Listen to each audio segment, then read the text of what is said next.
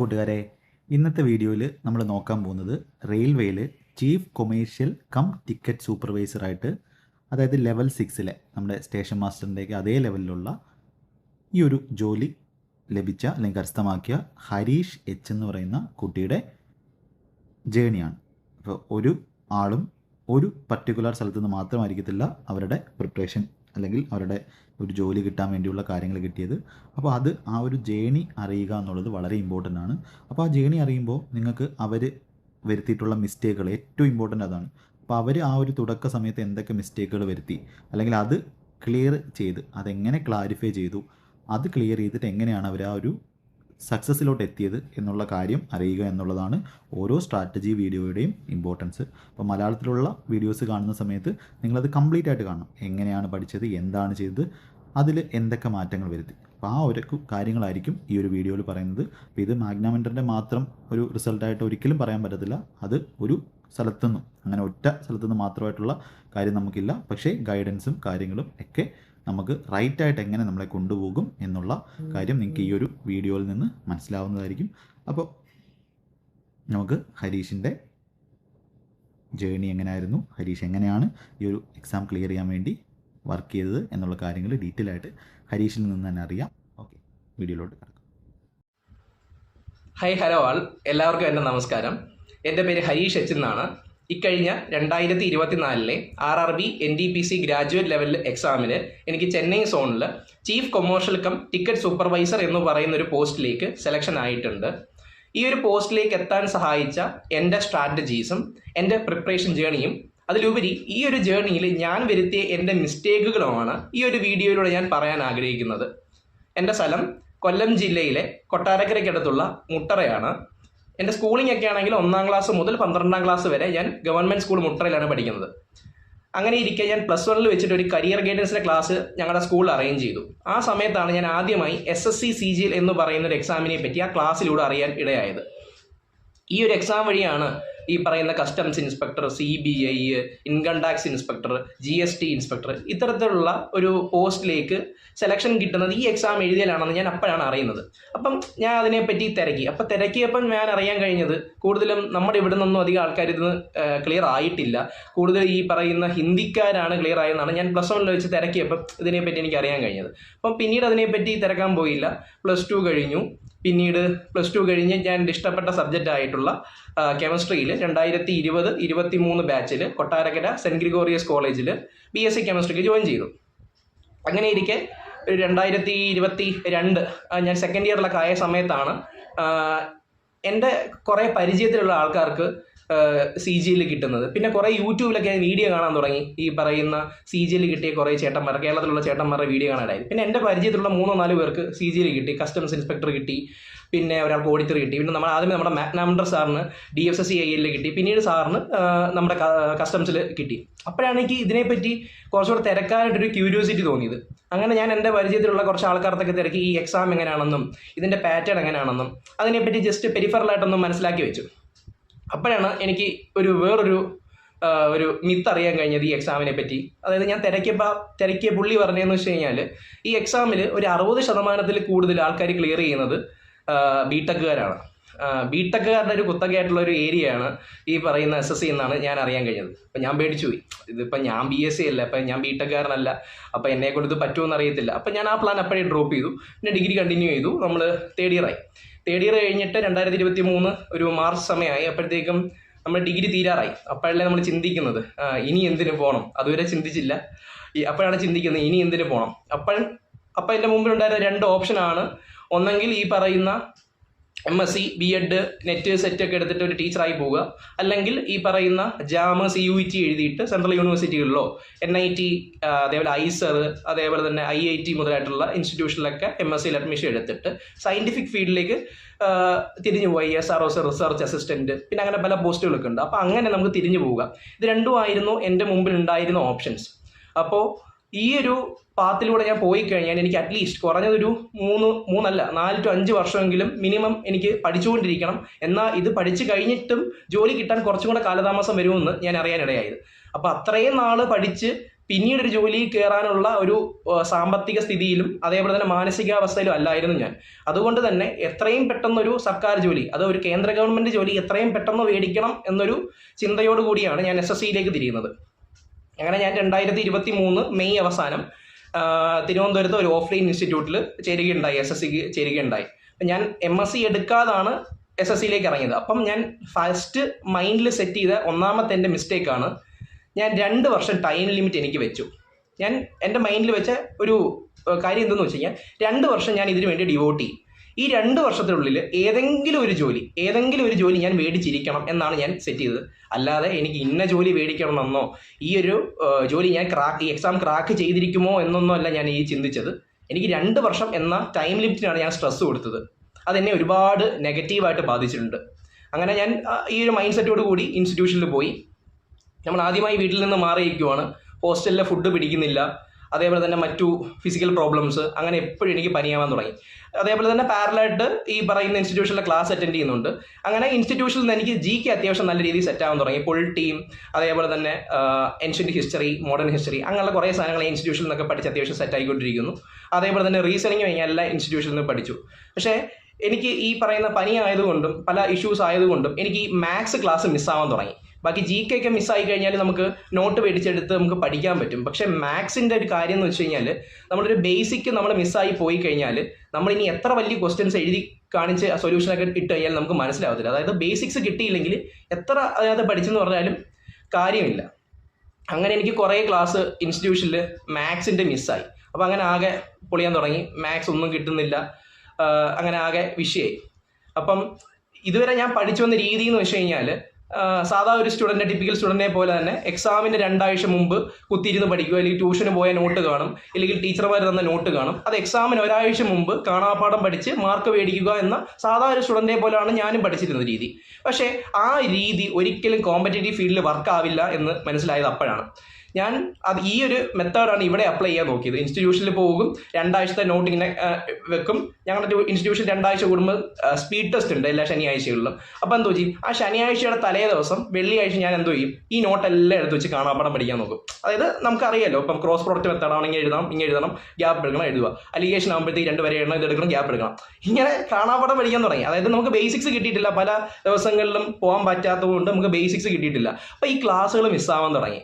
അങ്ങനെ ഈ പറയുന്ന സ്പീഡ് ടെസ്റ്റ് എടുക്കുമ്പോഴത്തേക്കും GKയും അതേപോലെ തന്നെ റീസണിങ്ങും കുഴപ്പമില്ലാതുള്ള മാർക്കുകൾ കിട്ടുന്നുണ്ടായിരുന്നു. പക്ഷേ മാത്സിൻ്റെ കൺസെപ്റ്റ് കിട്ടാത്തത് കൊണ്ട് കയ്യിൽ നിന്ന് പോകാൻ തുടങ്ങി. അങ്ങനെ സ്പീഡ് ടെസ്റ്റ് കിട്ടുന്ന സമയത്ത് മാത്സിനൊക്കെ 4 മാർക്ക്, 20-ൽ 4 മാർക്ക്, 2 മാർക്ക്, അങ്ങനെ എനിക്കിത് പറ്റുന്നില്ല എന്ന് തോന്നി. അങ്ങനെ ഞാൻ 6 മാസത്തെ ക്ലാസ്സിന് മുമ്പ് 4 മാസം ആയപ്പോഴത്തേക്ക് 2023 നവംബറിൽ ഞാൻ ഇൻസ്റ്റിറ്റ്യൂഷനിൽ നിന്ന് നിർത്തി, ഡ്രോപ്പ് ചെയ്തു. ഞാൻ SSC നിർത്തി കംപ്ലീറ്റ് ആയിട്ട് വീട്ടിൽ വന്നു.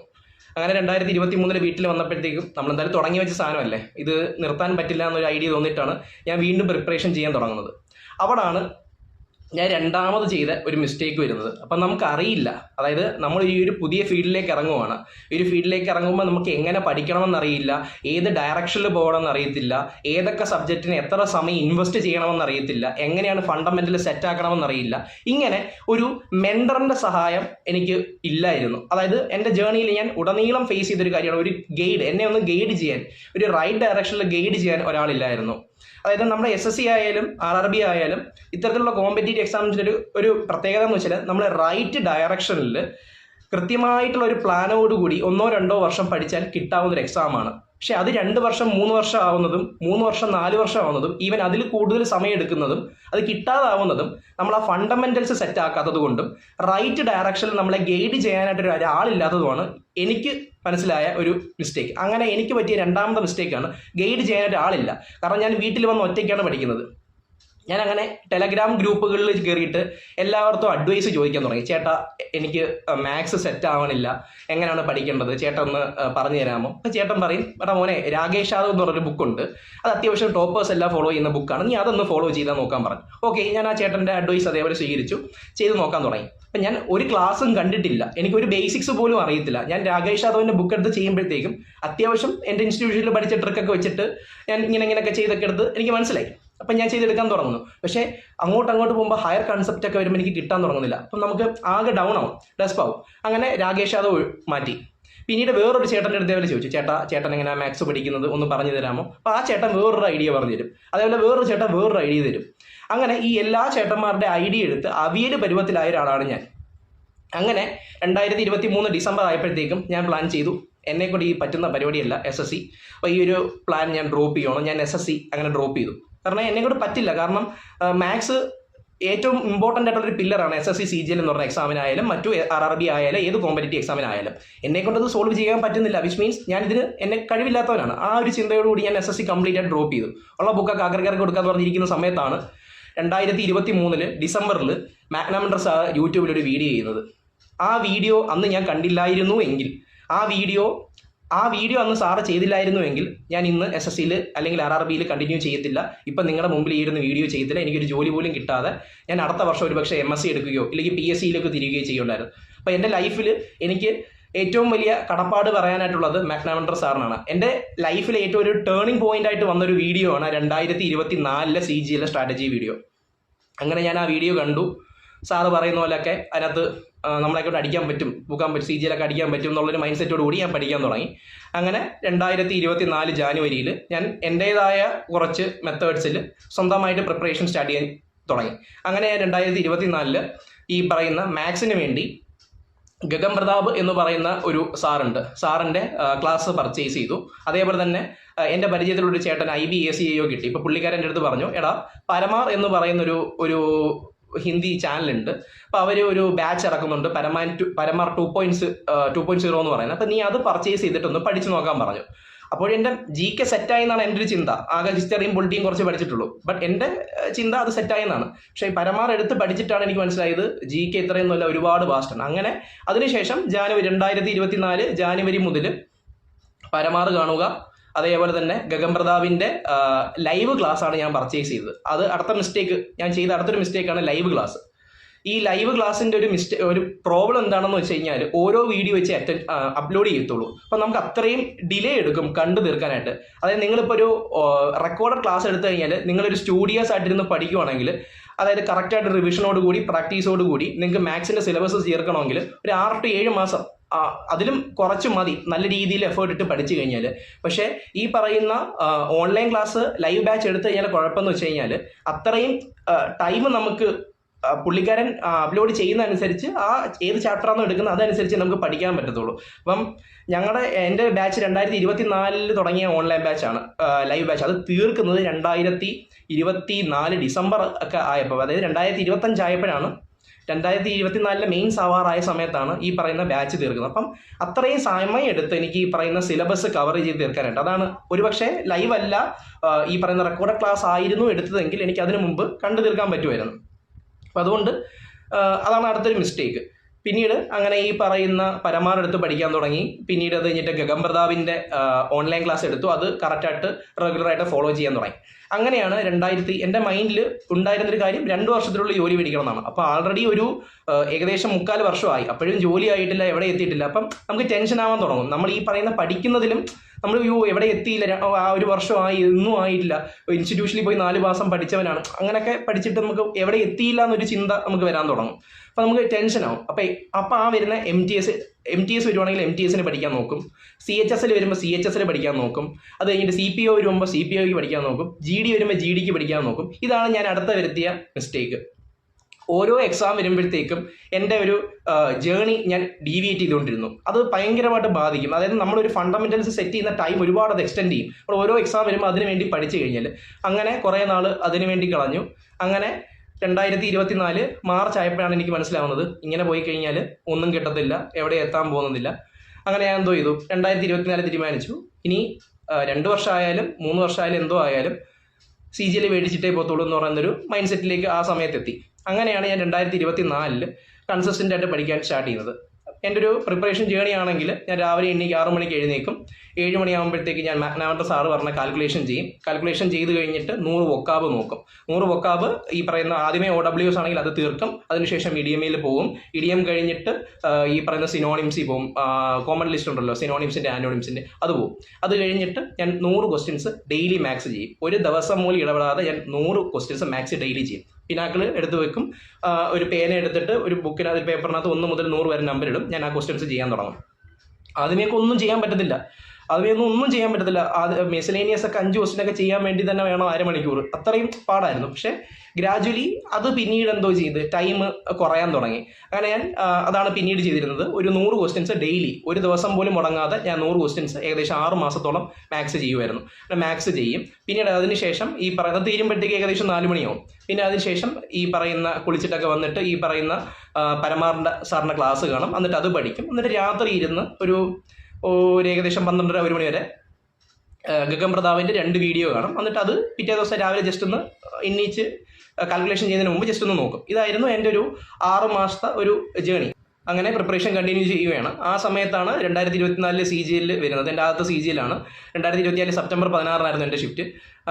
അപ്പം ഈ ഒരു ടൈമിൽ ഞാൻ വരുത്തിയ അടുത്തൊരു മിസ്റ്റേക്ക് എന്ന് വെച്ച് കഴിഞ്ഞാൽ ഞാൻ മോക്ക് അധികം എടുത്തിട്ടില്ല. കാരണം നമ്മൾ സിലബസ് കവർ ചെയ്തുകൊണ്ടിരിക്കുകയാണ്. അപ്പോൾ അധികം മോക്കിൻ്റെ ഇമ്പോർട്ടൻസ് അറിയില്ലായിരുന്നു. അപ്പം എത്രയും പെട്ടെന്ന് ഈ പറയുന്ന മാത്സിൻ്റെയും GK-യുടെയും സിലബസ് കവർ ചെയ്യണമെന്ന് മാത്രമേ എനിക്കുള്ളായിരുന്നു. അപ്പം അതിലാണ് ഞാൻ കൂടുതൽ ഫോക്കസ് ചെയ്തത്. ഇപ്പോൾ ഒരു 10 മണിക്കൂർ പഠിക്കുവാണെങ്കിൽ 5 മണിക്കൂർ മാത്സും 3 മണിക്കൂർ GK-യും ബാക്കി വൊക്കാബ് കാൽക്കുലേഷൻ എല്ലാം കൂടെ കഴിയുമ്പോഴത്തേക്കും പിന്നെ റീസണിങ്ങിൻ്റെ സെക്ഷൽ മോക്കൂടെ കഴിയുമ്പോഴത്തേക്കും സമയം കഴിയും. അപ്പം നമുക്ക് ഇംഗ്ലീഷ് പഠിക്കാൻ സമയമില്ല. എങ്ങനെയെങ്കിലും എത്രയും പെട്ടെന്ന് മാത്സും അതേപോലെ തന്നെ GK-യും തീർത്തിട്ട് ഇംഗ്ലീഷിലേക്ക് പോവാം എന്നാണ് ഞാൻ ചിന്തിച്ചിരുന്നത്. അത് വലിയൊരു പ്രോബ്ലം ആയിരുന്നു. കാരണം നമ്മൾ എല്ലാ സബ്ജക്റ്റും ഒരേപോലെ കൊണ്ടുപോയില്ലെങ്കിൽ നമുക്ക് ഈവൻ കട്ട് ഓഫ് പോലും ക്ലിയർ ചെയ്യാൻ പറ്റില്ല. അങ്ങനെയാണ് ഞാൻ ഇംഗ്ലീഷിനെ കംപ്ലീറ്റ് ആയിട്ട് ഇഗ്നോർ ചെയ്തു. അതുമാത്രമല്ല മോക്കും അടിച്ചില്ല. അങ്ങനെ 2024 എൻ്റെ ഫസ്റ്റ് CGL-ആണ്. ആ CGL മുമ്പ് ഞാൻ ആകെ 3 മോക്കാണ് എടുത്തിട്ടുള്ളത്. അങ്ങനെ CGL പോയി. പക്ഷേ CGL എഴുതി കഴിഞ്ഞപ്പോഴത്തേക്ക് എനിക്ക് മനസ്സിലായി ഓക്കെ നല്ലൊരു അറ്റംപ്റ്റ് ഉണ്ട്. 110% എനിക്ക് ഉറപ്പാണ് എനിക്ക് മെയിൻസിലേക്ക് ക്വാളിഫൈ ആവും, പ്രിലിംസ് കിട്ടും. ഒരു 160 മുകളിൽ ഞാൻ പ്രതീക്ഷിച്ചു ആണ് ഞാൻ പിന്നീട് പ്രിപ്പറേഷൻ പിറ്റേ ദിവസം തന്നെ മെയിൻസിന് വേണ്ടി പ്രിപ്പയർ ചെയ്യാൻ തുടങ്ങി. ആ സമയത്താണ് 2024 RRB NTPCയുടെ നോട്ടിഫിക്കേഷൻ വരുന്നത്. അപ്പം ഞാൻ ആദ്യമേ അയക്കണോ വേണ്ടയോ എന്ന് വരെ ഒന്ന് ചിന്തിച്ചു. കാരണം CGL മാത്രമേ ഇനി അയക്കൂ എന്നുള്ളൊരു മൈൻഡ് സെറ്റിലാണ് ഞാൻ ഇരുന്നത്. പിന്നീട് വേണ്ട, എന്തായാലും CGL വേണ്ടി തന്നെ പഠിക്കാം, RRB NTPCക്ക് അയച്ചേക്കാം, എക്സാം ജസ്റ്റ് ഒന്ന് പോയി എഴുതാമെന്ന് പറഞ്ഞിട്ടാണ് RRB NTPCക്ക് അപ്ലൈ ചെയ്യുന്നത്. പിന്നീട് CGL വേണ്ടി തന്നെ പഠിച്ചു. മെയിൻസിന് വേണ്ടി അടുത്ത ടോപ്പിക്കുകളുണ്ട്, പ്രോബബിലിറ്റി, അങ്ങനെ അതിൻ്റെയൊക്കെ വീഡിയോ ഒക്കെ കണ്ട് ഇരിക്കുന്ന സമയത്താണ് റിസൾട്ട് വരുന്നത്. എൻ്റെ നോർമലൈസ്ഡ് സ്കോർ 151 ആയിരുന്നു. പക്ഷേ എനിക്ക് കട്ട് ഓഫ് ചെറിയൊരു മാർജിനിൽ പോയി. ഒരു ഏകദേശം 1 മാർക്കിന് 1.5 മാർക്കിന് എനിക്ക് ഈ കട്ട് ഓഫ് കിട്ടിയില്ല. അതായത് നമ്മൾ അത്രയും നാൾ ഹാർഡ് വർക്ക് ചെയ്തിട്ടും ഈ ഒരു എക്സാമിന് വേണ്ടി മാത്രം ഡിവോട്ട് ചെയ്തിരുന്നിട്ടും നമുക്ക് ഈ ഒരു എക്സാം കിട്ടിയില്ല. എനിക്ക് മറ്റ് എക്സാംസ് ഒക്കെ ആ സമയത്ത് കിട്ടുന്നുണ്ടായിരുന്നു. ഈ പറഞ്ഞ MTS ഒക്കെ അത്യാവശ്യം ക്ലിയർ ആയിട്ടുണ്ടായിരുന്നു. GD അത്യാവശ്യം നല്ല സ്കോറോടുകൂടി GD കിട്ടുന്നത് 139 റോ സ്കോറും 128 റോ സ്കോറൊക്കെ. അതേപോലെ CPOയ്ക്കൊക്കെ 160+ എനിക്ക് റോ സ്കോർ തന്നെ ഉണ്ടായിരുന്നു. പക്ഷേ ആ എക്സാമിനൊക്കെ ഞാൻ ഫിസിക്കലെല്ലാം സ്കിപ്പ് ചെയ്തിട്ട് CGL വേണ്ടി മാത്രമായിരുന്നു ആ സമയം പഠിക്കുന്നത്. അപ്പം ഇത്രയും നമ്മൾ ആ ഒരു എക്സാമിന് വേണ്ടി എഫേർട്ട് ഇട്ടിട്ടും ഈ ഒരു എക്സാമിൻ്റെ പ്രിലിംസ് പോലും ക്ലിയർ ആവുന്നില്ല. അന്നെങ്കിൽ പിന്നെ എങ്ങനെയാണ് ഞാൻ ക്ലിയർ ആവുമെന്ന് പറഞ്ഞ് നമ്മൾ ആകെ മോറലി ഡൗൺ ആവും. അങ്ങനെ ആ ഒരു വന്ന ഒരു പ്രിപ്പറേഷൻ, ആ ഒരു സ്ട്രീക്ക് അങ്ങ് എൻഡായി. പിന്നീട് അടുത്ത CGL വേണ്ടി അടുത്ത 2025 വരെ നമ്മൾ വെയിറ്റ് ചെയ്യണം അടുത്തൊരു CGL വേണ്ടി. അങ്ങനെ പയ്യെ ഗ്രാജുവലായിട്ട് പ്രിപ്പയർ. അങ്ങനെ 2024 കഴിഞ്ഞ് 2025 സ്റ്റാർട്ട് ചെയ്തു. അങ്ങനെ ഏകദേശം മാത്സിൻ്റെ സിലബസ് എല്ലാം തീർന്നു. ഞാൻ ഈ പറയുന്ന ഡെയിലി ഞാൻ ക്വസ്റ്റ്യൻസ് ചെയ്യുമായിരുന്നു, 100 ക്വസ്റ്റ്യൻസ് വെച്ച് മാത്സ്. അങ്ങനെ ഈ പിനാക്കിൾ റൗണ്ട് തീർന്നു. ഞാൻ വീണ്ടും രണ്ടാമത്തെ റൗണ്ട് പിനാക്കിൾ 100 ക്വസ്റ്റ്യൻസ് വെച്ച്. അപ്പോൾ ഞാൻ 125 എക്സ്റ്റെൻഡ് ചെയ്തു. 125 ക്വസ്റ്റ്യൻ ഡെയിലി ചെയ്യുന്ന രീതിയിൽ ഞാൻ പിനാക്കിൾ ചെയ്യും. പിന്നെ അത് കഴിഞ്ഞിട്ട് ഈ പറയുന്ന റീസണിങ്ങിൻ്റെ സെക്ഷണൽ മോക്ക് 1-2 സെക്ഷണൽ മോക്കുകൾ വെച്ചിട്ട് ആൾട്ടർനേറ്റീവ് ഡേയ്സിൽ എടുക്കും. പിന്നീട് അത് കഴിഞ്ഞിട്ട് ഇംഗ്ലീഷിൻ്റെ ഒരു സെക്ഷണൽ മോക്ക് വെച്ചിട്ട് ആഴ്ചയിൽ 3 അങ്ങനെയാണ് പ്ലാൻ ചെയ്തത്. അങ്ങനെ 3 വെച്ച് എടുക്കുമായിരുന്നു. അങ്ങനെയാണ് കണ്ടിന്യൂ ചെയ്തു പോയത്. അങ്ങനെയാണ് ആ സമയത്താണ് 2024 CGL റിസൾട്ട്, മെയിൻസിൻ്റെ റിസൾട്ട് വരിക. എൻ്റെ ഒരു ഫ്രണ്ടിന് CBIയിൽ ഇൻസ്പെക്ടറായിട്ട് ജോലി കിട്ടി. അവനാണ്. അപ്പം നമ്മൾ ഭയങ്കര സെഡാണ്. അപ്പം അവനാണ് ഇങ്ങനെ പറഞ്ഞത്, ഒരു ഗ്രൂപ്പ് അവൻ ചെയ്യുമായിരുന്നു. കാരണം എൻ്റെ ഒരു ഫസ്റ്റ് ഒരു മിസ്റ്റേക്ക് എന്താണെന്ന് വെച്ച് കഴിഞ്ഞാൽ അധികം മോക്ക് എടുത്തിട്ടില്ലായിരുന്നു കഴിഞ്ഞ CGL.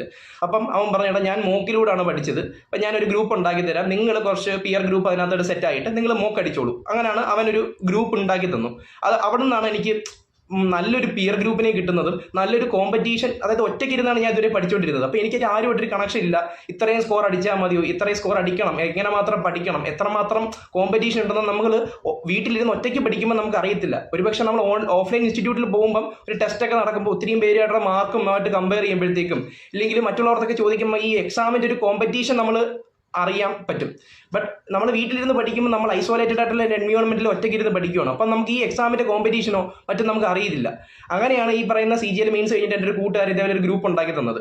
അങ്ങനെ ഈ ഗ്രൂപ്പിൽ ഒരു ഗ്രൂപ്പ് എന്താണെന്ന് വെച്ച് കഴിഞ്ഞാൽ റെഗുലർ ആയിട്ട് മോക്ക് ഷെഡ്യൂൾ ചെയ്യും. എല്ലാ ദിവസവും ഒരു മോക്ക് വെച്ച് ഷെഡ്യൂൾ ചെയ്യും. എൻ്റെ കഴിഞ്ഞ CG ഞാൻ വരുത്തിയ മിസ്റ്റേക്ക് എന്ന് വെച്ച് കഴിഞ്ഞാൽ ഒരു മോക്ക് പോലും ഞാൻ എടുക്കില്ലായിരുന്നു, ആകെ 3 മോക്ക് എടുത്തിട്ടാണ് പോയത്. അങ്ങനെ ഈ ഗ്രൂപ്പിൽ കുറച്ച് അഡ്മിന്മാരുണ്ട്. അഡ്മിൻസൊക്കെ ആൾറെഡി CG ടാക്സ് അസിസ്റ്റന്റ്, അതേപോലെ തന്നെ ആ ഗ്രൂപ്പിലൊരു 10-60ഓളം പേരുണ്ടായിരുന്നു. ഈ 40 പേര് ആൾറെഡി വർക്കിംഗ് ആണ്. ബട്ട് അവർ ഈ higher post income tax inspector level 7 ഇൻസ്പെക്ടർക്ക് അടിക്കാൻ വേണ്ടിയാണ് അവർ വർക്ക് ചെയ്തുകൊണ്ടിരിക്കുന്നത്. സ്റ്റിൽ ഞാൻ അപ്പോൾ ഒരു ജോലി ഇല്ലാതാണ് പഠിക്കുന്നത്. അപ്പോൾ എൻ്റെ ഉള്ളിലൊരു ഗിൽറ്റ് ഫീൽ ചെയ്യാൻ തുടങ്ങി. ഇവരൊക്കെ ഒരു ജോലി കിട്ടിയിട്ടാണ് പഠിക്കുന്നത്, അടുത്ത ഇൻസ്പെക്ടർ ആവാൻ വേണ്ടി, ഇല്ലെങ്കിൽ ഒരു ലെവൽ 6 ലെവൽ 7 ജോബ് അടിക്കാൻ വേണ്ടിയാണ് ഇവർ പഠിക്കുന്നത്. ഞാനോ ഒരു ജോലി ഇല്ലാതാണ് പഠിക്കുന്നത്. അപ്പം നമ്മുടെ ഉള്ളിലൊരു അപ്പോഴാണ് നമ്മൾ ഈ ഒരു എക്സാമിന്റെ കോമ്പറ്റീഷൻ ഫീൽഡിലാവുന്നത്. അങ്ങനെ ഞാൻ ഈ പറയുന്ന ഗ്രൂപ്പുകളിൽ റെഗുലറായിട്ട് മോക്കിടാൻ തുടങ്ങി. ഇതേപോലെ തന്നെ പാരലായിട്ട് മാത്സ് പോകുന്നുണ്ട്, റീസണിങ് പോകുന്നുണ്ട്, GK പരമാവധി അത്യാവശ്യം പോകുന്നുണ്ട്. പക്ഷേ ഈ സമയത്ത് ഞാൻ ഇഗ്നോർ ചെയ്തിരുന്ന സാധനമാണ് ഇംഗ്ലീഷ്. അപ്പോൾ എനിക്ക് മനസ്സിലായി ഈ മോക്ക് ഒക്കെ എടുത്ത് കഴിയുമ്പോഴത്തേക്ക് നമുക്ക് സ്കോറൊക്കെ കാണുമ്പോൾ മനസ്സിലായി ഇവർ ബാക്കിയുള്ളവർക്ക് അത്യാവശ്യം നല്ല സ്കോറാണ്.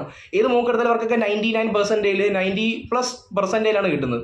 അപ്പം എൻ്റെ ഏറ്റവും വീക്കർ ഏരിയ ആയിരുന്ന മാത്സ് സ്ട്രോങ്ങർ ആവാൻ തുടങ്ങി. പക്ഷേ ഇന്ന് ഇംഗ്ലീഷ് നല്ല രീതിയിലാണ്. ഇനി ഇംഗ്ലീഷിലൊക്കെ 25 മാർക്ക് 30 മാർക്കൊക്കെയാണ് അടിക്കുന്നത്. എനിക്ക് ഭയങ്കര നമ്മൾ ഡിമോറലൈസ് ആവാൻ തുടങ്ങി. പക്ഷേ അതിനകത്ത് വർക്ക് ചെയ്തിട്ടില്ല.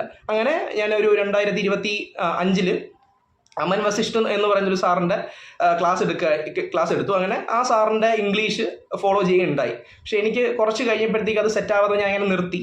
അങ്ങനെ ഈ പറയുന്ന മോക്ക് തന്നെയായിരുന്നു ഞാൻ ഇംഗ്ലീഷ് പഠിച്ചത്. ഈ പറയുന്ന ഗ്രൂപ്പിൽ എല്ലാ ദിവസവും രാവിലെ ഷെഡ്യൂൾ, ഇപ്പോൾ ഇന്ന് തിങ്കളാഴ്ചയാണെങ്കിൽ ഇപ്പോൾ ഏതെങ്കിലും ഒരു മോക്ക് ഷെഡ്യൂൾ ചെയ്യും, ചൊവ്വാഴ്ച വോളിബോൾ ആയിരിക്കും, ബുധനാഴ്ച RB ആയിരിക്കും, അടുത്ത ദിവസം ഏതെങ്കിലും ഒരു ടെക്സ്റ്റ് ബുക്കിനകത്തൊരു ഫുൾ മോക്ക് ആയിരിക്കും, ശനിയാഴ്ചയാണെങ്കിൽ ഈ പറയുന്ന വോളിബോൾ ലൈവ് ആയിരിക്കും, ഞായറാഴ്ച പുണ്ടിറ്റ് ആയിരിക്കും, ഇല്ലെങ്കിൽ ഈ പറയുന്ന അടുത്ത ദിവസം, അങ്ങനെ എല്ലാ ദിവസവും മോക്ക് എടുക്കാൻ തുടങ്ങി. അത് ഒരുപാട് എന്ന് വെച്ചാൽ ഒരുപാട് ഇമ്പ്രൂവ് ആകാൻ തുടങ്ങി. എനിക്ക് 110, 105, 120 റേഞ്ച് സ്കോർ കിടന്നതാണ് ആ സമയത്തൊക്കെ. പക്ഷേ നമുക്ക് ഈ ഇമ്പ്രൂവ്മെന്റ് അറിയുന്നില്ല. ഈ ഒരു 60-ൽ നിന്ന് 110-ലേക്കൊക്കെ നമ്മൾ സ്കോർ ഇമ്പ്രൂവ് ചെയ്യാൻ നല്ല എളുപ്പമാണ്. പക്ഷേ ഈ 110-ൽ നിന്നൊക്കെ ഒരു 130-ലേക്ക് 130-ൽ നിന്നൊക്കെ പുഷ് ചെയ്യാൻ നല്ല ടൈം എടുക്കും. പക്ഷേ ഈ ഒരു മോക്ക് ഗ്രൂപ്പിൽ റെഗുലറായിട്ട് മോക്ക് അടിച്ച് അത് അനാലിസിസ് ചെയ്യുമ്പോഴത്തേക്ക് ഗ്രാജുവലായിട്ട് ഈ പറയുന്ന മാർക്ക് ഇമ്പ്രൂവ് ആവാൻ തുടങ്ങി. ഈ ഗ്രൂപ്പിൽ മോക്ക് അടിക്കുന്നതെല്ലാം എപ്പം മോക്ക് അടിച്ചാലും അവർക്ക് 150-ൽ താഴെ ഞാൻ കണ്ടിട്ടില്ല. 150-ന് മുകളിൽ, 160-ന് മുകളിൽ, 170-ന് മുകളിൽ. അപ്പം ഇവരെ കോമ്പീറ്റ് ചെയ്യാനായിരുന്നു പിന്നീട് ഞാൻ പഠിച്ചിരുന്നത്. അപ്പോൾ ഏതൊക്കെയാണ് വീക്കർ ഏരിയ അത് പുഷ് ചെയ്യുക. അങ്ങനെ ആ സമയത്താണ് ഈ പറയുന്ന അങ്ങനെ നല്ല ഈ ഞങ്ങളുടെ ഗ്രൂപ്പിലെ ടോപ്പേഴ്സിനെ ബീറ്റ് ചെയ്യാൻ പഠിക്കുന്ന സമയത്താണ് ഈ പറയുന്ന NTPC പ്രിലിംസ് വരുന്നത്. അപ്പോൾ ആൾറെഡി ഞാൻ ഈ പറയുന്ന പരമാറിന്റെ ബാച്ച് കംപ്ലീറ്റ് ചെയ്ത് കഴിഞ്ഞു. ഞാൻ പരമാർ 2.0 ബാച്ച് 2 ടൈംസ് റിവിഷൻ കഴിഞ്ഞു. ആ സമയത്താണ് NTPCയുടെ ഒരു കുഴപ്പമെന്ന് വെച്ച് കഴിഞ്ഞാൽ അവർ നോട്ടിഫിക്കേഷൻ ഇട്ടിട്ട് നമുക്ക് സമയം തരത്തില്ല. ഒരു 10 ദിവസം 20 ദിവസം നമുക്ക് തരത്തുള്ളൂ. അതിനുള്ളിൽ അവർ എക്സാം നടത്തും. അപ്പോൾ അതിനുവേണ്ടി ഞാൻ നേരത്തെ പറഞ്ഞ CGL മാത്രമേ പഠിക്കുള്ളൂ. ആ ഒരു എക്സാമിന് വേണ്ടി പ്രിപ്പയർ ചെയ്യുന്നില്ല എന്ന് ഉദ്ദേശിച്ച് ചുമ്മാ പോയി അറ്റൻഡ് ചെയ്തു. ചുമ്മാ നമ്മുടെ പ്രിപ്പറേഷൻ വെച്ച് അറ്റൻഡ് ചെയ്തു. അപ്പം എനിക്ക് തരക്കേടില്ലാത്ത മാർക്ക് ഉണ്ടായിരുന്നു. ഞാൻ എല്ലാ പോസ്റ്റുകളും പ്രിലിംസിന് ക്ലിയർ ചെയ്തു. പക്ഷെ എന്നിട്ടും നമ്മൾ അതിന് വേണ്ടി ഫോക്കസ് ചെയ്തില്ല. CGL വേണ്ടി തന്നെ പഠിക്കുവാണ്. അങ്ങനെ 2025 പാറ്റേൺ മാറി, എഡ്യൂക്കേറ്റീവ് ആയി, അങ്ങനെ കുറേ വിഷയമുണ്ടായി. അങ്ങനെ CGL എഴുതി.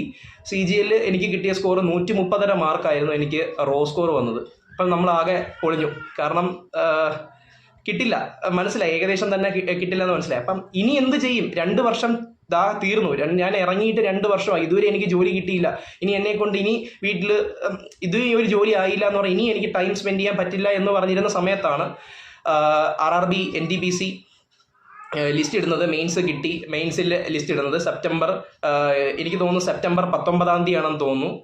ഈ പറയുന്ന മെയിൻസിൽ ക്വാളിഫൈഡ് ആയിട്ടുള്ള സ്റ്റുഡൻസിൻ്റെ ലിസ്റ്റ് ഇടുന്നത്. അപ്പോൾ എനിക്ക് CGL 130 മാർക്കേ ഉള്ളൂ. എൻ്റെ ഷിഫ്റ്റ് ഹാർഡായിരുന്നു. പക്ഷെ ഞാൻ അതൊന്നും നമുക്കറിയില്ല, ഹാർഡാണോ ഈസി ആണോ എന്നൊന്നും നമുക്കറിയില്ല.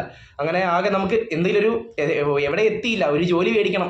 അപ്പം അങ്ങനെ ഞാൻ ഫുള്ളായിട്ട് ഡൈവേർട്ട് ചെയ്യാൻ തുടങ്ങി. എന്നെ കംപ്ലീറ്റ് ആയിട്ട് എനിക്കൊരു ജോലി മേടിക്കണം. 2 വർഷം ആവുന്നു, 1.25 വർഷമായി. അപ്പോൾ എനിക്ക് എത്രയും പെട്ടെന്ന് ജോലി മേടിക്കണം എന്ന് പറഞ്ഞാൽ കംപ്ലീറ്റ് ആയിട്ട് എൻ്റെ ഫുൾ എഫേർട്ട് ഞാൻ RRB NTPCയിലേക്ക് ഇടാൻ തുടങ്ങി. 2025 പ്രിലിംസ് ഞാൻ എങ്ങനെയോ ക്വാളിഫൈ ചെയ്തു.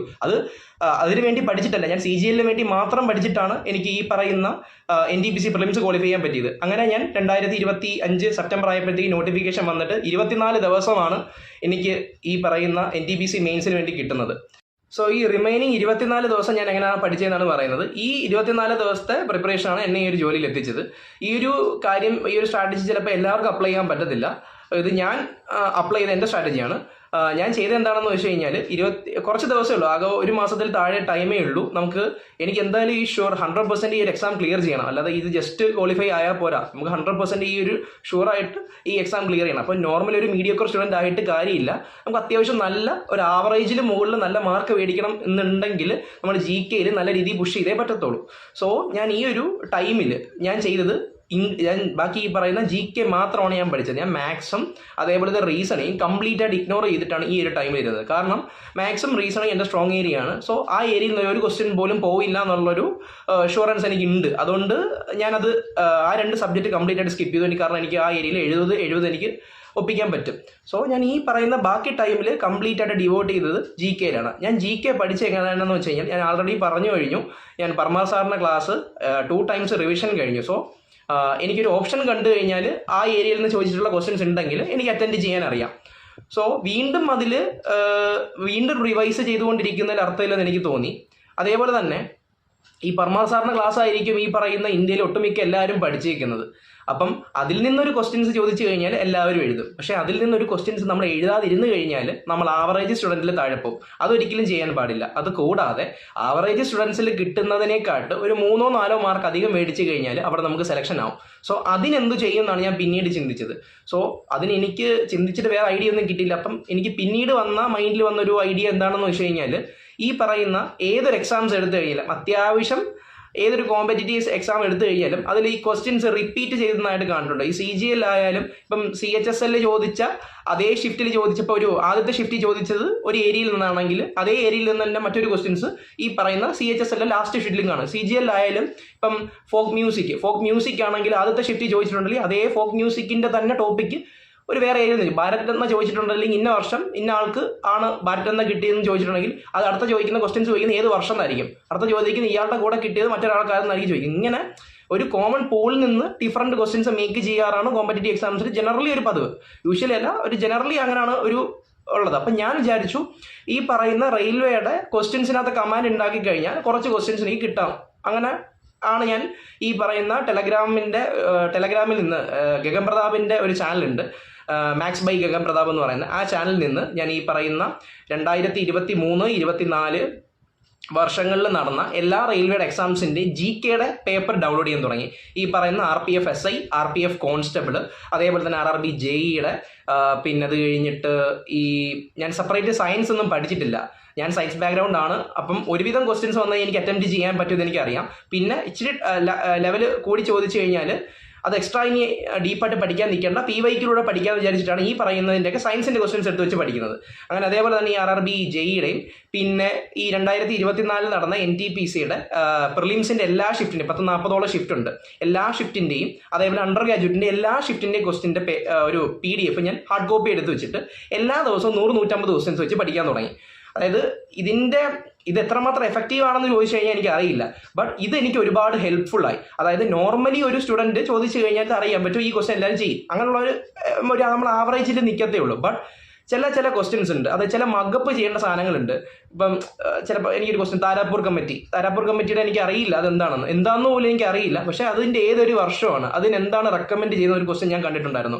പിന്നെ റാണി ഗേഡിൽ ന്യൂ ഒരു എക്സാമ്പിളാണ് പറയുന്നത്. റാണി ഗേഡിൽ ന്യൂ പുള്ളിക്കാരത്തിൽ ഒരു റിവോൾട്ടാണ്, അത് ഏത് റിവോൾട്ടാണെന്ന് പോലും എനിക്ക് ഓർമ്മയില്ല. ബട്ട് എൻ്റെ മുമ്പിൽ ഉണ്ടായിരുന്നൊരു കാര്യം എന്ന് വെച്ച് കഴിഞ്ഞാൽ ഈ എക്സാം എനിക്ക് ക്ലിയർ ചെയ്തിരിക്കണം, ഏത് വിധേനെ ഈ ഒരു എക്സാം എനിക്ക് ക്ലിയർ ചെയ്തിരിക്കണം. അതിന് ഞാൻ എന്തെല്ലാം ചെയ്യാമോ അതെല്ലാം ഞാൻ ചെയ്യാൻ നോക്കിയത്. അതായത് മാഗ്ന മെൻറ്റർ സാർ എപ്പോഴും പറയുന്നുണ്ട് ബി ഓൺ ദ 1%. ആ 1% ആയാൽ മാത്രമേ നമുക്ക് സെലക്ഷൻ കിട്ടൂ.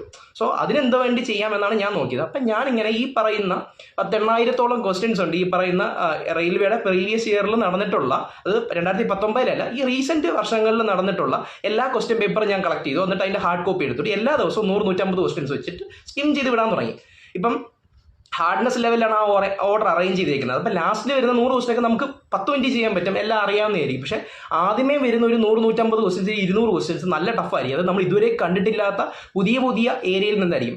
പക്ഷെ അതിൽ നിന്ന് നമ്മൾ ഡീപ്പായിട്ട് പോകേണ്ട ആവശ്യമില്ല. ആ ക്വസ്റ്റ്യൻ പഠിക്കുക, കാണാതെ പഠിക്കുക, അതാണ് ഞാൻ ചെയ്തിരുന്നത്.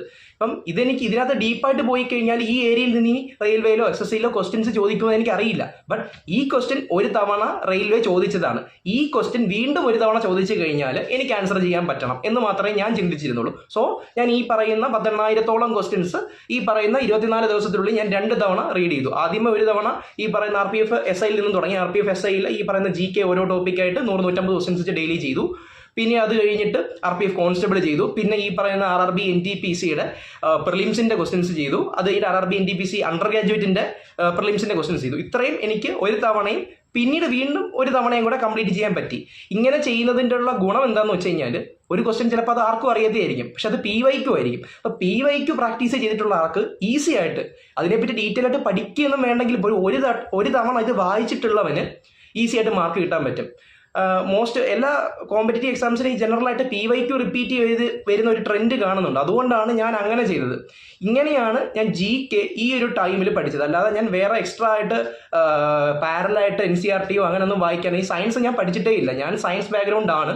സോ എനിക്ക് സയൻസിൽ നിന്ന് അത്യാവശ്യം ബേസിക് ലെവൽ ക്വസ്റ്റ്യൻസ് ഏത് വന്നാലും എനിക്ക് അറ്റൻഡ് ചെയ്യാൻ പറ്റുമെന്ന് എനിക്ക് അറിയാം. പിന്നെ ഇച്ചിരി ലെവൽ വന്നു കഴിഞ്ഞാൽ അത് ഡീപ്പായിട്ട് പഠിക്കാൻ പോയി സമയം കളയുന്നതിനേക്കാൾ നല്ല ബെറ്റർ സ്മാർട്ടർ വേ എന്ന് പറയുന്നത് PYQയിലൂടെ പഠിക്കുക എന്നാണ് ഞാൻ ചിന്തിച്ചിരുന്നത്. സോ ഞാൻ കൂടുതൽ ടൈം ഇൻവെസ്റ്റ് ചെയ്തിരുന്നത് PYQയിലൂടെയാണ്. നോർമൽ ആവറേജിൽ എല്ലാവരും അടിക്കുന്ന ക്വസ്റ്റ്യൻസ് എനിക്കും അടിക്കാൻ പറ്റും. സോ അതിൽ നിന്ന് എക്സ്ട്രാ അടിക്കാൻ വേണ്ടി PYQ മാക്സിമം പ്രാക്ടീസ് ചെയ്യുക. അതാണ് GKക്ക് വേണ്ടി ചെയ്തത്. ഇത് രണ്ടും മാത്രം നമുക്ക് പോരാ. ഈ പറയുന്ന കമ്പ്യൂട്ടറും അതേപോലെ തന്നെ കറണ്ട് അഫയേഴ്സും കൂടെ പഠിച്ചാലേ നമുക്ക് ഈ എല്ലാ പോസ്റ്റും നമുക്ക് 5 പോസ്റ്റും ക്ലിയർ ചെയ്യുന്ന ഒരു ലെവലിൽ വരണമെങ്കിൽ അത്യാവശ്യം നല്ലൊരു എഫേർട്ട് ഇടണം. സോ അങ്ങനെ ഒരു ലെവലിലേക്ക് വരണമെങ്കിൽ നമുക്ക് ഈ പറയുന്ന കറണ്ട് അഫയേഴ്സും അതേപോലെ തന്നെ ഈ പറയുന്ന കമ്പ്യൂട്ടർ ഇഗ്നോർ ചെയ്യാൻ കഴിയില്ല. കമ്പ്യൂട്ടറിൽ 4-5 ക്വസ്റ്റ്യൻസ് ഒക്കെ വരും. സോ കമ്പ്യൂട്ടർ അത്യാവശ്യം ഞാൻ CGL മെയിൻസിന് വേണ്ടി പഠിച്ചിട്ടുണ്ട്. അതിൻ്റെ ഒരു ബേസിക്സ് അറിയാം. പിന്നെ ഈ PYQ ആണ് ഞാൻ കൂടുതൽ നോക്കിയത്. PYQ 2-3 വട്ടം ഈ പറയുന്ന എല്ലാ എക്സാംസിൻ്റെയും അണ്ടർ ഗ്രാജുവേറ്റിൻ്റെയും ഗ്രാജുവേറ്റ് ലെവലിൻ്റെയും ഈ പറയുന്ന കമ്പ്യൂട്ടറിൻ്റെ ക്വസ്റ്റ്യൻസ് ഒന്ന് സ്കിം ചെയ്ത് പോയി. പിന്നീട് ഈ പറയുന്ന കറണ്ട് അഫയേഴ്സ് ഒരു കുഴപ്പമെന്ന് വെച്ചാൽ, കറണ്ട് അഫയേഴ്സ് നമ്മൾ കൂടുതൽ പഠിച്ചാലും കുഴപ്പമാണ്, കുറേ പഠിക്കാതിരുന്ന് കഴിഞ്ഞാൽ കുഴപ്പമാണ്. എൻ്റെ അടുത്ത് കുറേ പേര് ഈ കറണ്ട് അഫയേഴ്സ് എങ്ങനെയാണ് പഠിക്കുന്നതെന്ന് ചോദിച്ചിട്ടുണ്ട്. അപ്പം ഞാൻ പറയുന്നത് ഇൻ്റർലോഗസ് ആണ്. അപ്പം ഇങ്ങനെ പറയുമ്പം എല്ലാവരും പറയുന്നു, ഇൻ്റർലോഗസിനകത്തൊന്നും ഇല്ല, ഇൻ്റർലോഗസ് ആകെ ഒരു വരി എഴുതി താഴെ അതിൻ്റെ ഒരു വരി. പക്ഷെ ഞാൻ അവർക്ക് തിരിച്ചൊരു ചോദ്യം ചോദിക്കും, നീ ഇൻ്റർലോഗസ് 1 വർഷം കംപ്ലീറ്റ് ചെയ്തിട്ടുണ്ടോ എന്ന് ചോദിക്കുമ്പോൾ അവരില്ല എന്നാണ് പറയുന്നത്. അതായത് ഇൻ്റർലോഗസ് കൊള്ളത്തില്ല, ഓക്കെ, ഒരാൾ അങ്ങനെ നമ്മൾ പറയും ഇൻ്റർലോഗസ് കൊള്ളത്തില്ല എന്ന് പറഞ്ഞു കഴിഞ്ഞാൽ അത് മിനിമം അതെങ്കിലും കംപ്ലീറ്റ് ചെയ്തിട്ടുണ്ടാവണം. ഇൻ്റർലോഗസിനകത്ത് വലിയ ഡീപ്പായിട്ട് ഈ പറയുന്ന കറണ്ട് അഫയേഴ്സ് ഇല്ല. ഇൻ്റർലോഗസ് ഒരു വരി തരും, അതിൻ്റെ അടിയിൽ ചെറിയൊരു ബോക്സിനകത്ത് ചെറിയ കുറച്ച് ഇൻഫർമേഷനേ ഉള്ളൂ. ബട്ട് ഈ കറണ്ട് അഫയേഴ്സിൻ്റെ ഒരു പ്രോബ്ലം എന്താണെന്ന് വെച്ച് കഴിഞ്ഞാൽ, നമ്മൾ എത്രമാത്രം ഒരു ഇൻപുട്ട് കൊടുത്തു കഴിഞ്ഞാലും ആ കറണ്ട് അഫയേഴ്സിൽ നിന്ന് നമുക്ക് മാർക്ക് കിട്ടുന്നതിൻ്റെ ഒരു ഔട്ട്പുട്ട് റേഷ്യോ നമുക്ക് പ്രൊഡിക്റ്റ് ചെയ്യാൻ കഴിയില്ല. അത് ഡിപ്പെൻസ് ആണ്. നമ്മൾ എത്ര പഠിച്ചു കഴിഞ്ഞാലും നമ്മൾ പഠിക്കുന്ന ഏരിയയിൽ നിന്ന് ക്വസ്റ്റ്യൻസ് വരണമെന്നില്ല. അതേപോലെ തന്നെ നമ്മൾ ജസ്റ്റ് നോക്കാതെ പോകുന്ന ഏരിയയിൽ നിന്നാണ് ചിലപ്പോൾ 2-3 ക്വസ്റ്റ്യൻസ് വരുന്നത്. അപ്പോൾ അതുകൊണ്ട് നമുക്ക് പ്രിഡിക്റ്റ് ചെയ്യാൻ കഴിയില്ല. നമ്മൾ എന്തുവരും നോക്കുക.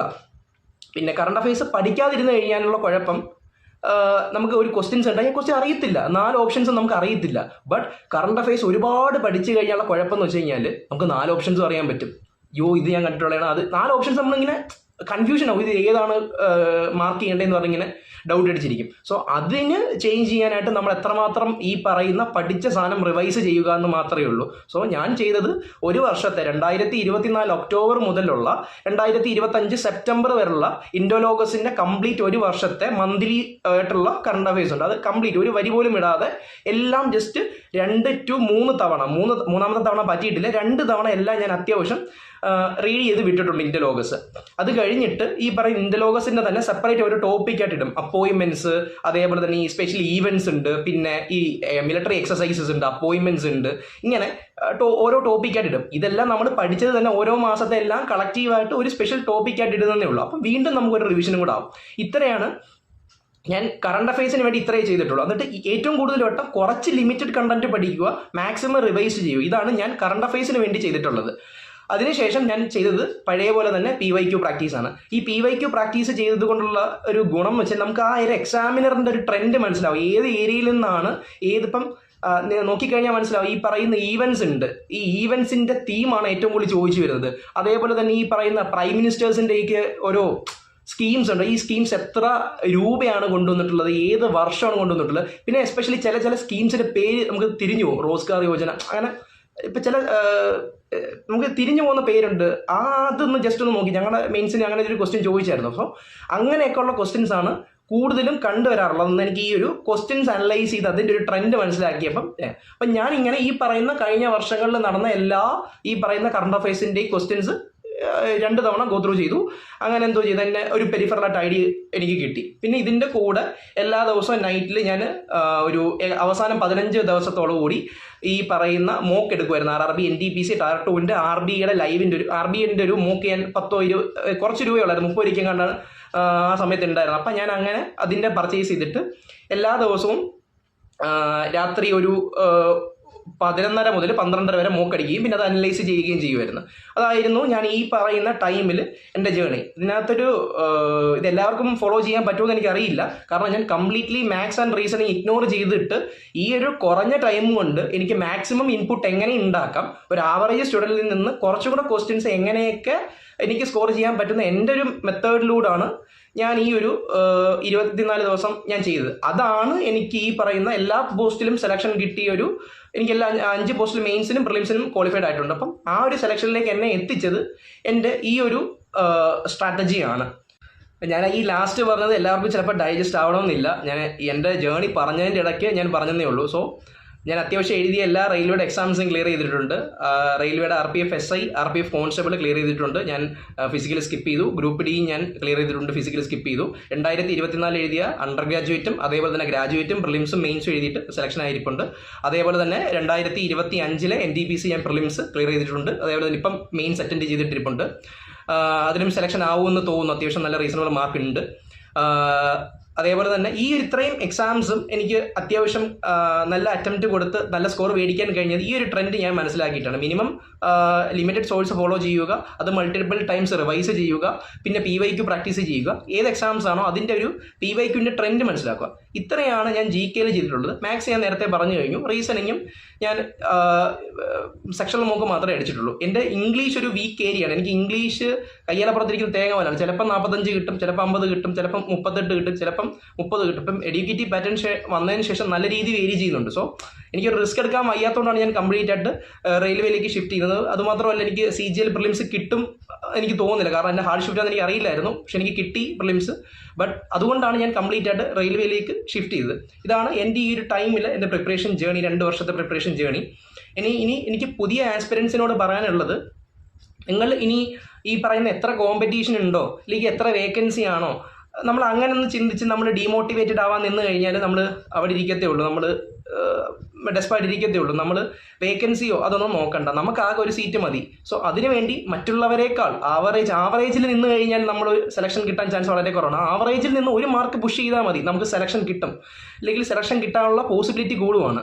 സോ അതിനുവേണ്ടി നമ്മൾ എന്തോ ചെയ്യണം, അതിനെല്ലാം മുമ്പ് നമ്മൾ ആദ്യമേ ഫണ്ടമെന്റൽസ് സെറ്റ് ചെയ്യണം. നമ്മൾ എത്രമാത്രം ഫണ്ടമെന്റൽസിൽ വീക്ക് ആവുന്നോ അത് നമ്മൾ ഇപ്പോൾ അറിയത്തില്ല. നമ്മൾ ഈ മെയിൻസ് ഒക്കെ എഴുതാൻ ചെല്ലുമ്പോഴത്തേക്കും നമുക്ക് മനസ്സിലാവും ഇന്ന ഏരിയ നമ്മൾ വീക്കാണ്. അത് നമ്മൾ ഫണ്ടമെന്റൽസ് ആ സമയത്ത് സ്ട്രെങ്തൻ ചെയ്യാത്തത് കൊണ്ടാണ്. അപ്പോഴാണ് നമുക്ക് മനസ്സിലാവുന്ന ആ ഏരിയയിൽ വീക്കാണ്, അന്ന് കുറച്ചും കൂടെ ആ ഏരിയ നല്ല രീതിയിൽ പഠിക്കാം. നിങ്ങൾ ബിഗിനേഴ്സ് ആയിട്ട് വരുന്നവരോട് എൻ്റെ ഒരു ഒപ്പീനിയൻ എന്താണെന്ന് വെച്ചാൽ, നിങ്ങൾ SSC CGL വേണ്ടി തന്നെ പഠിക്കാൻ ശ്രമിക്കുക. SSC CGL വേണ്ടി നിങ്ങൾ ശ്രമിച്ചു കഴിഞ്ഞാൽ അത്യാവശ്യം ഇന്ത്യയിൽ നടക്കുന്ന അത്യാവശ്യം എല്ലാ കോമ്പറ്റേറ്റീവ് എക്സാംസിൻ്റെയും സിലബസ് ഏകദേശം SSC CGL പോലെ തന്നെയാണ്. പിന്നെ ചില ബാങ്ക് എക്സാംസിൻ്റെയൊക്കെ ഉള്ളൂ കുറച്ചുകൂടെ ടഫായിട്ട് ഈ പറയുന്ന സെഷണൽ ടൈമിംഗ് കൂടെ ചേർത്ത് മാത്സ് റീസണിംഗ് ഒക്കെ വരുന്നത്. ബാക്കിയുള്ള ഒട്ടുമിക്ക എല്ലാ എക്സാംസിൻ്റെയും CGL ലെവൽ തന്നെയാണ്, CGL പാറ്റേൺ തന്നെയാണ് ഈ സിലബസ് വരുന്നത്. അപ്പോൾ CGL ലെവലിൽ പഠിച്ചു കഴിഞ്ഞാൽ ഈവൻ CGL കിട്ടിയില്ലെങ്കിൽ പോലും നമുക്ക് മറ്റുള്ള എക്സാംസ് ഒക്കെ ക്ലിയർ ചെയ്യാൻ സാധിക്കും. സോ അങ്ങനെ നമുക്കൊരു കോൺഫിഡൻസ് കിട്ടിയിട്ട് പിന്നീട് CGL വേണ്ടി നമുക്ക് പ്രിപ്പയർ ചെയ്യാൻ സാധിക്കും. സോ എൻ്റെ ഒരു അഡ്വൈസ് എന്ന് വെച്ച് കഴിഞ്ഞാൽ CGL വേണ്ടി തന്നെ പ്രിപ്പയർ ചെയ്യുക എന്നാണ്. അതേപോലെ തന്നെ ഈ പറയുന്ന തെറ്റിൽ നിന്ന് പഠിക്കുക. ഞാനാണെങ്കിൽ ആദ്യത്തെ ടൈം മോക്ക് അധികം എടുക്കില്ലായിരുന്നു. പിന്നീട് എനിക്ക് ആ തെറ്റ് മനസ്സിലായത് ഞാനത് കറക്റ്റ് ചെയ്ത്. പിന്നീടാണ് ഞാൻ ഈ അധികം ആൾക്കാരുടെ സ്ട്രാറ്റജി ചോദിക്കുന്ന ഒരാളാണ്. അങ്ങനെ ആകെ അവിയിൽ പരുവത്തിലായി. പിന്നീടാണ് ആ ഒരു തെറ്റ് മനസ്സിലാക്കിയത്. അങ്ങനെ ഈ പറയുന്ന ടൈം ലിമിറ്റ് സെറ്റ് ചെയ്ത് 2 വർഷമാണ് ഞാൻ ടൈം ലിമിറ്റ് സെറ്റ് ചെയ്തത്. പക്ഷേ ടൈം ലിമിറ്റ് സെറ്റ് ചെയ്തത് എപ്പോഴും നല്ലതാണ്. എന്നാലേ നമുക്കൊരു കമ്പൽഷൻ വരത്തുള്ളൂ പഠിത്തത്തിലേക്ക്. ഇതൊരു ടൈം ലിമിറ്റ് നമ്മൾ സെറ്റ് ചെയ്തില്ലെങ്കിൽ നമുക്കൊരു കമ്പൽഷൻ വരില്ല. ബട്ട് ടൈം ലിമിറ്റ് വെച്ചത് കൊണ്ട് നിങ്ങൾക്ക് പഠിക്കാൻ പറ്റുന്നില്ലെങ്കിൽ അത് സെറ്റ് ചെയ്യുന്നതുകൊണ്ട് ഒരു ഗുണവുമില്ല. സോ ഇത്തരത്തിലുള്ള മിസ്റ്റേക്കിൽ നിന്ന് പഠിച്ചത്, അതുകൊണ്ടാണ് ഞാൻ ഇത് പറഞ്ഞത്. സോ ഒരു ബിഗിനേഴ്സ് ആണെങ്കിൽ വേറെ ഒന്നും ചെയ്യേണ്ട, ഫണ്ടമെന്റൽസ് മാത്രം പഠിക്കുക. ഇപ്പം ഇഷ്ടംപോലെ ബാച്ചുകളുണ്ട്. ഈ പറയുന്ന മാക്നാമൻഡർ സാറാണെങ്കിൽ തന്നെ ഈ പറയുന്ന പല കറക്റ്റായിട്ട് ഗൈഡൻസ് കൊടുക്കുന്നുണ്ട്. നമ്മുടെ സമയത്തൊന്നും ഗൈഡ് ചെയ്യാൻ ഒരാളില്ല. ഇപ്പം മാക്നാമൻഡർ സാർ കറക്റ്റായിട്ട് ഗൈഡൻസ് കൊടുക്കുന്നുണ്ട്. ഇപ്പം ഈ പറയുന്ന എല്ലാവരും ഒന്നും ഈ പറയുന്ന സെഷണൽസ് ഒന്നും അടിക്കുന്നില്ല. സെഷണൽസ് എല്ലാവരും ഈ പറയുന്ന ഡെയിലി അടിക്കില്ല. ബട്ട് നിങ്ങൾ ഒരു സെഷനിൽ വെച്ചിട്ട് എല്ലാ ദിവസവും അടിച്ചു കഴിഞ്ഞാൽ നിങ്ങൾ ഒരുപാട് പേരിൽ നിന്ന് മുന്നിലാവും. ഈ പറയുന്ന ആവറേജ് സ്റ്റുഡൻറ്റിൽ നിന്ന് ഒരുപാടാവും. കാരണം ഒരു സെഷനിൽ വെച്ച് ഡെയിലി അടിച്ചാൽ മതി. ആ ഒരു സെഷനിൽ വെച്ച് ഡെയിലി അടിച്ചു കഴിഞ്ഞാൽ നിങ്ങൾ 2 മാസം കൊണ്ട് ഈ പറയുന്ന ഒരു ദിവസം 4 വെച്ചൊക്കെ നമുക്ക് അടിക്കാൻ പറ്റും. ബട്ട് അത് എത്ര നാൾ പോകും നമ്മൾ ചിന്തിക്കണം. ഒരു ദിവസം 4 അടിക്കും, അല്ലെങ്കിൽ 4-5 ദിവസം കഴിയുമ്പോൾ നമ്മൾ നിർത്തും. ബട്ട് 1 വെച്ച് അടിച്ചാൽ മതി. അങ്ങനെ 30 ദിവസം കൺസിസ്റ്റൻ്റ് ആയിട്ട് പോയി കഴിഞ്ഞാൽ ഒരുപാട് ആൾക്കാരെക്കാട്ടും നമ്മൾ മുമ്പിലാവും. ആദ്യത്തെ സെഷനിൽ നമുക്ക് ശ്രദ്ധിച്ചാൽ മതി. ടെക്സ്റ്റ് ബുക്കിൻ്റെ ആയാലും എല്ലാത്തിൻ്റെ ആദ്യത്തെ സെഷനിൽ നോക്കിൽ എല്ലാവരും പറയുന്ന 1 ലക്ഷം പേരൊക്കെ അറ്റൻഡ് ചെയ്തിട്ടുണ്ടാവും. പക്ഷേ ലാസ്റ്റിലേക്ക് വരുമ്പോഴത്തേക്കും വളരെ കുറച്ച് വരും. അപ്പം സോ നമ്മൾ ചെയ്യുന്ന കാര്യത്തിൽ സ്റ്റിക്ക് ഓൺ ചെയ്തിട്ട് അവസാനം വരെ നിൽക്കുക. ബിഗിനേഴ്സ് ആകുമ്പോഴത്തേക്ക് ഫണ്ടമെന്റൽസ് പഠിക്കുക. മാത്സ് ആയാലും റീസണിങ് ആയാലും അതേപോലെ തന്നെ ബാക്കിയുള്ള സബ്ജക്റ്റ് ആയാലും ഏത് എക്സാമാണ് അതിൻ്റെ കൺസേൺഡ് സബ്ജക്റ്റുകൾ ബേസിക് അത്യാവശ്യം നല്ല രീതിയിൽ നല്ല ഹയർ ലെവൽ എക്സാംസിന് വേണ്ടി തന്നെ സെറ്റ് ചെയ്ത് പഠിക്കുക. അത് ഫോളോ ചെയ്യുക.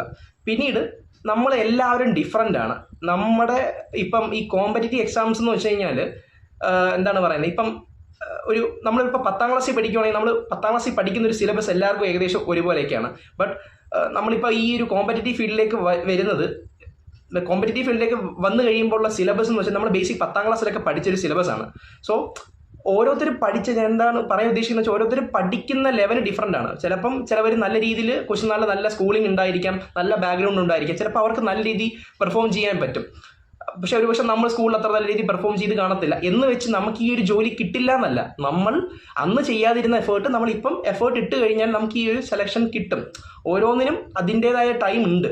ഇപ്പോൾ ഉദാഹരണം പറഞ്ഞു കഴിഞ്ഞാൽ നമ്മളിപ്പോൾ ഒരു പാറയിൽ നമ്മൾ 1 അടി അടിച്ചു, 2 അടി അടിച്ചു, പൊട്ടിയില്ല. നമ്മൾ നിർത്തിക്കഴിഞ്ഞാൽ പാറ പൊട്ടാൻ പോകുന്നില്ല. നമ്മൾ 3 അടി അടിച്ചു, 4 അടി അടിച്ചു, അങ്ങനെ 9ാമത്തെ അടി അടിച്ചു, 10ാമത്തെ അടി അടിച്ചു, പൊട്ടിയില്ല. നമ്മൾ ആ 10ാമത്തെ അടി അടിച്ചിട്ട് പൊട്ടിയില്ല എന്ന് പറഞ്ഞ് നിർത്തി പോയി കഴിഞ്ഞാൽ പാറയ്ക്ക് ഒരു മാറ്റവും വരാൻ പോകുന്നില്ല. ബട്ട് നമ്മൾ 11ാമത്തെ അടി അടിച്ചപ്പോൾ ആ പാറ പൊട്ടി.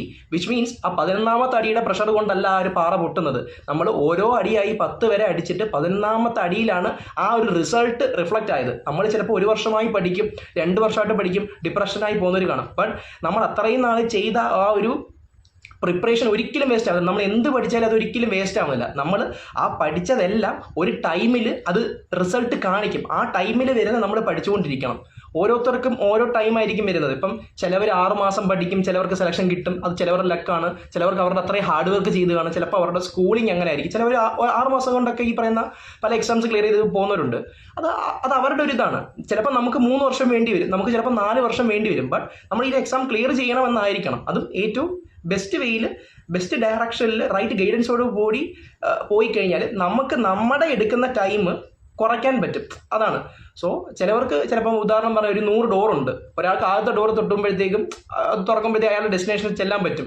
ബട്ട് നമ്മുടെ കഷ്ടകാലത്തിനും നമ്മുടെ ഒരു വിധി അനുസരിച്ച് നമ്മൾ 90 അടിച്ച് 91 തൊട്ടി 99ാമത്തെ ഡോറും കഴിഞ്ഞിട്ടായിരിക്കും 100ാമത്തെ ഡോറിലായിരിക്കും നമ്മുടെ ഒരു ഡെസ്റ്റിനി ഇരിക്കുന്നത്. സോ നമ്മുടെ ഒരു എയിം, അതായത് നമ്മുടെ ഉത്തരവാദിത്തം എന്താണെന്ന് വെച്ച് കഴിഞ്ഞാൽ നമ്മുടെ ഡെസ്റ്റിനേഷൻ അത് 100ാമത്തെ ഡോർ ആയിക്കോട്ടെ, 1ാമത്തെ ഡോർ ആയിക്കോട്ടെ, നമ്മൾ അവിടെ എത്തുന്നത് വരെ പഠിക്കുക എന്നുള്ളതാണ് നമ്മുടെ ലക്ഷ്യം. സോ പഠിക്കുക. പഠിച്ചാൽ നിങ്ങൾക്ക് ഇതല്ലെങ്കിൽ മറ്റൊരു ജോലി നിങ്ങൾക്ക് കിട്ടിയിരിക്കും. എനിക്ക് ഏറ്റവും ലാസ്റ്റായിട്ട് നന്ദി പറയാനുള്ളത് മാക്നാമൻഡർ സാറിനോടാണ്. ഇല്ല, വിക്രമാദിത്യൻ സിനിമയിൽ ദുൽഖർ സൽമാൻ പറയുന്ന പോലെ ഞാൻ വീണ് കിടക്കുന്നിടത്തു നിന്ന് എനിക്ക് ഓടാനുള്ളൊരു ഉന്മേഷം അല്ലെങ്കിൽ ഒരു ഊർജ്ജം നൽകിയത് എന്നൊക്കെ പറയുന്നത് പോലെ ഞാൻ എൻ്റെ ഡൗൺഫാൾട്ട് അല്ലെങ്കിൽ എൻ്റെ ഏറ്റവും എക്സ്ട്രീം ലോ പോയിന്റിൻ്റെ ആ സമയത്ത് നിർത്താൻ തുടങ്ങിയ സമയത്ത് എൻ്റെ ഒരു ലൈഫിൽ ടേണിംഗ് പോയിന്റ് ആയിട്ട് വന്നതാണ് 2024 CGL സ്ട്രാറ്റജി വീഡിയോ. ഒരു പക്ഷേ ഞാൻ നേരത്തെ പറഞ്ഞതുപോലെ ആ ഒരു വീഡിയോ കണ്ടില്ലായിരുന്നുവെങ്കിൽ ഞാൻ ഈ ഒരു ജേണിയിൽ തന്നെ കണ്ടിന്യൂ ചെയ്യില്ലായിരുന്നു. അതുകൊണ്ട് എനിക്ക് ഏറ്റവും കൂടുതൽ സ്നേഹവും കടപ്പാടുള്ളത് മാക്നാമൻഡർ സാറിനോടാണ്. അതുമാത്രമല്ല, ഞാൻ മാത്സ് അത്യാവശ്യം എനിക്ക് കുഴപ്പമില്ലായിരുന്നു. ഞാൻ അത് പ്രാക്ടീസ് ചെയ്ത് എടുത്തിട്ടുണ്ടായിരുന്നു. ബട്ട് എക്സാം ഹാളിൽ എനിക്ക് ഈ മാത്സ് എങ്ങനെ അപ്രോച്ച് ചെയ്യണമെന്ന് എനിക്കൊരു ഐഡിയ ഉണ്ടാക്കി തന്ന സാറിൻ്റെ ചാനലാണ്. ഞാൻ ഡെയിലി മാത്സ് ഞാൻ ക്വസ്റ്റ്യൻസ് ചെയ്യുമെന്ന് പറഞ്ഞു. ബട്ട് ഞാൻ ആ ക്വസ്റ്റ്യൻസ് ചെയ്തിരുന്നത് ഞാൻ നോർമലി ഈ പറയുന്ന പോലെ എക്സും വൈ ഇട്ട് ഇല്ലെങ്കിൽ ഈ പറയുന്ന റേഷ്യോ മെത്തേഡിൽ എങ്ങനെയാണോ ഞാൻ അതിൻ്റെ ടെക്സ്റ്റിൻ്റെ ബാക്കി കിടക്കുന്നത് അല്ലെങ്കിൽ പഠിപ്പിച്ച മെത്തേഡ്സ് അതാണ് ഞാൻ യൂസ് ചെയ്തിരുന്നത്. ബട്ട് അതിനെ കുറച്ചും കൂടെ ഫാസ്റ്റ് ആക്കാൻ വേണ്ടി അല്ലെങ്കിൽ പെൻ ഫ്രീ ആയിട്ട് എങ്ങനെ ക്വസ്റ്റ്യൻസ് ചെയ്യാമെന്ന് എനിക്ക് മനസ്സിലാക്കി തന്ന അർജുന ബാച്ചാണ്. എൻ്റെ മോനെ അർജുന ബാച്ച് കണ്ടത് യൂസ് ചെയ്തവർക്ക് മനസ്സിലാവും നമ്മുടെ സ്പീഡിൻ്റെ ഇമ്പ്രൂവ്മെൻറ്റ്. അർജുന ബാച്ച് നമുക്ക് നോർമലി ഒരാൾക്ക് മാത്സ് ചെയ്തെടുക്കാൻ പറ്റും. ബട്ട് ഇപ്പോഴത്തെ ഒരു കേസിൽ വെച്ചിട്ട് 15 മിനിറ്റിൻ്റെ സെക്ഷൽ ടൈമിനകത്ത് നമ്മൾ ഈ ഒരു പറയുന്ന മാത്സിനെ കുറിച്ച് എല്ലാവർക്കും ചെയ്യാൻ അറിയാമായിരിക്കും. ബട്ട് ആ ലിമിറ്റഡ് ടൈമിനുള്ളിൽ ചെയ്ത് തീരുന്നതിനകത്താണ് ആ കാര്യം. അതെങ്ങനെ ചെയ്യാൻ നമുക്ക് ആ അർജുന ബാച്ചിലൂടെ നമുക്ക് അടിപൊളിയായിട്ട് മനസ്സിലാവും. അതേപോലെ തന്നെ ഈ ചാനലിനകത്ത് ആദ്യമേ ഒരുപാട് ക്വസ്റ്റ്യൻസ് ഡൗട്ട് വരുന്നുണ്ട്. ഈ പറയുന്ന വീഡിയോയുടെ അടിയിലൊക്കെ ഒരുപാട് കമൻസിനകത്ത് ഈ ഡൗട്ട് ക്വസ്റ്റ്യൻസ് വരും. സാറാണെങ്കിൽ അതെല്ലാം ഒരു സ്ക്രീൻഷോട്ടായിട്ട് എടുത്തിട്ട് അതിന് എക്സ്പ്ലെയിൻ ചെയ്യും. അത് ആ ഓപ്ഷൻസ് വെച്ചിട്ട് ആ എക്സാമിന് ഏറ്റവും എളുപ്പത്തിലുള്ള ഒരു അപ്രോച്ചാണ് സാറ് പറഞ്ഞിരുന്നത്. അപ്പം ഞാൻ ഈ ഉച്ചയ്ക്കൊക്കെ ഒരുപാട് യൂസ് ചെയ്യുന്നൊരു സാധനമാണ് സാറിൻ്റെ ചാനലിലെ ഷോർട്സ്. ഞാൻ ഈ ഉച്ചയ്ക്കൊക്കെ വെറുതെ ഇരിക്കുന്ന സമയത്ത് എനിക്ക് ഉറക്കം വരും.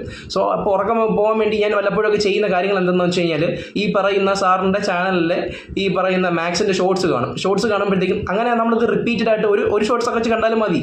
ഈ 2 ഷോർട്സൊക്കെ വല്ലപ്പോഴൊക്കെ ഫ്രീ ആയിരിക്കും കണ്ടാലും മതി. അപ്പോൾ അങ്ങനെ നമുക്ക് ഈ ക്വസ്റ്റ്യൻസ് അങ്ങ് ബൈ ഹാർട്ട് പോകും. അപ്പം അങ്ങനെ നമുക്ക് എനിക്ക് ഒരുപാട് ഉപകാരപ്പെട്ടിട്ടുള്ളതാണ്. അതേപോലെ തന്നെ ഈ പറയുന്ന സെക്ഷണൽ മോക്കിലൂടെ പഠിക്കുന്നത് ഇതൊരു വേറൊരു പഠിത്തമാണത്. അതെനിക്കറിയില്ല. സാധാരണ നമ്മുടെ ഈ പറയുന്ന ഈ ബുക്കുകളിലൂടെയും അങ്ങനെയൊക്കെയാണ് ഞാൻ കൂടുതലായിട്ട് പഠിച്ചിരുന്നത്. ബട്ട് സെക്ഷണൽ മോക്കിലൂടെ പഠിക്കുന്നത് വേറൊരു തരത്തിലുള്ള പഠിത്തമാണ്. കാരണം ആ ക്വസ്റ്റ്യൻ ഇനി വന്നു കഴിഞ്ഞാൽ അത് തെറ്റിക്കരുത്. എനിക്കത് സാറിൻ്റെ ആ ഒരു ടാസ്കിൻ്റെ ഒരു ഗ്രൂപ്പുണ്ട്. ആ ഒരു ഗ്രൂപ്പിൽ നിന്നാണ് എനിക്കിത് കിട്ടുന്നത്. ആ ഗ്രൂപ്പിലുള്ള അതേപോലെ തന്നെ അല്ല, ഞാൻ അത് എൻ്റേതായ രീതിയിൽ ചേഞ്ച് ചെയ്തിട്ട് ഞാൻ അതിനകത്ത് കുറച്ച് അഡ്ജസ്റ്റ്മെൻറ്റ് വരുത്തിയാണ് ഞാൻ ചെയ്യാറുള്ളത്. ബട്ട് ആ ഒരു വേ ഓഫ് സ്റ്റഡി എനിക്ക് കിട്ടിയത് സാറിൻ്റെ അടുത്താണ്. അതേപോലെ തന്നെ സാറിൻ്റെ ഈ ഒരു ചാനൽ വലിയ നിലയിൽ എത്തട്ടെ എന്നും കൂടുതൽ ആൾക്കാർ ഈ ഒരു ചാനലിനെ പറ്റി അധികം അറിയില്ല, കൂടുതൽ ആൾക്കാർ ഇത് ഫോളോ ചെയ്യട്ടെ എന്ന് ഞാൻ ആശംസിക്കുന്നു. അതേപോലെ തന്നെ ഈ പറയുന്ന 2026, 27 SSC CGL അതേപോലെ തന്നെ SSCയുടെ മറ്റ് എക്സാമുകളും അതേപോലെ തന്നെ റെയിൽവേ എക്സാംസും ഫോക്കസ് ചെയ്യുന്ന എല്ലാ ആസ്പിരൻസിനും എൻ്റെ വക ആശംസകൾ എന്ന് പറഞ്ഞുകൊണ്ട് ഞാൻ നിർത്തുന്നു.